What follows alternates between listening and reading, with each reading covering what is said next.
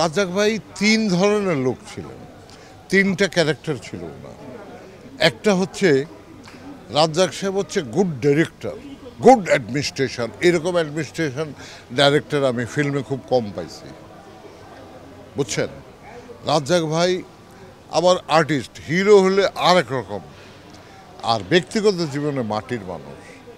যেমন পারভেজ ভাইয়া, মানে সোহেল রানা, কি বলবো এনাদের কথা কি বলবো। এখন দেখা হইলো, সালাম করলাম, বুকে জড়ায় নিছে, ভাইয়ারে বললাম যে ভাইয়া আপনি আমাদের অন্তরের লোক।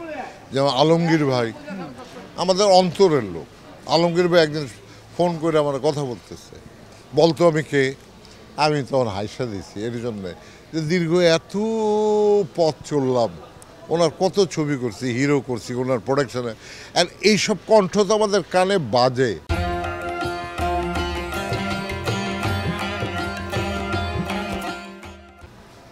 তাই না? এই স্মৃতিগুলো তো মনে পড়ে যে আলমগীর ভাই, এটা পারভেজ ভাইয়া, এরকম আর কি। এখন ওই স্মৃতিটা তো আর ফেরত আনা যাবে না। তবে যারা আছেন ফিল্মে, এদেরকে উচিত হবে ওনাদেরকে ফলো করে কাজ করা। ওনাদের যেমন মান্না ছিল, মান্না ফিল্ম ছাড়া কিছুই বুঝতো না। অ্যাক্টিং, আমার সাথে অনেক ছবি করেছে, প্রচুর কাজ করেছে, অ্যাক্টিং ছাড়া আমরা কিছুই বুঝি না। এখন হচ্ছে কি, ফিল্মে অ্যাক্টিংয়ে আসলেই এই হিরো হিরোইন এদের ভাবা হার্ড হয়ে যায়, ইয়ে হয়ে যায়, স্টার হয়ে যায়।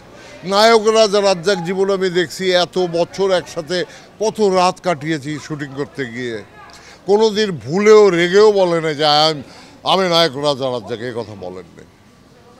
আলমগীর ভাইরা কখনো বলেন নাই যে আমি সুপারস্টার, ফারুক ভাই বলেন, এরা কাঞ্চন ভাই সুপারস্টার, মান্না, এদের সময় ছিল না। এদের সময় ছিল একটাই, কথা ছিল একটা, যে আমি স্ক্রিনে আসবো, আয়শা আমি প্রুভ করব যে ক্যারেক্টার আমাকে ডাইরেক্টর দিয়েছে এটা আমি যেন পুরোপুরি করতে পারি।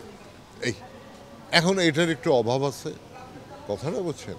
এখন অভিনয় শেখার একটা ব্যাপার আছে। আমরা এক সময় নাটক থেকে এসেছি, তারপর আমাদের একটা লাকি বলবো, এটা এই নতুন প্রজন্মের আর্টিস্টদের নাই, ডাইরেক্টরও তেমন নাই।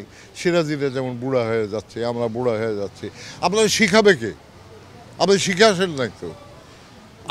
আমাদের সেটের মধ্যে আমরা যখন শুটিং করতাম, ফিল্মের তো কোনো ইনস্টিটিউট নাই অভিনয় শেখার।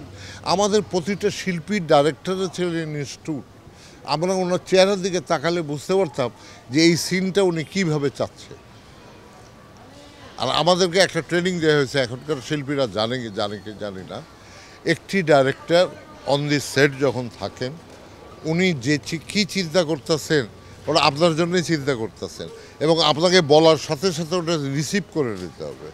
হয়তো পরিচালকের অত ভালো রিসিভ করতে পারেন নাই যত ভালো আমরা শিল্পীরা পারছি, যে কী চান উনি, আমরা বলে দিতাম ফটাফট করে। এইগুলি এখন ওরকম নাই কেউ। ব্যাপার আছে, ব্যাপার হচ্ছে ছবি নাই তো, ছবি হলে না শেখার ব্যাপার আছে, এই আর কি। হল নাই, সব ভেঙে ফেলছে এই দেশের মানুষ। পয়সা যতক্ষণ কামিয়েছে হল, ততক্ষণ ওনারা রাখছেন।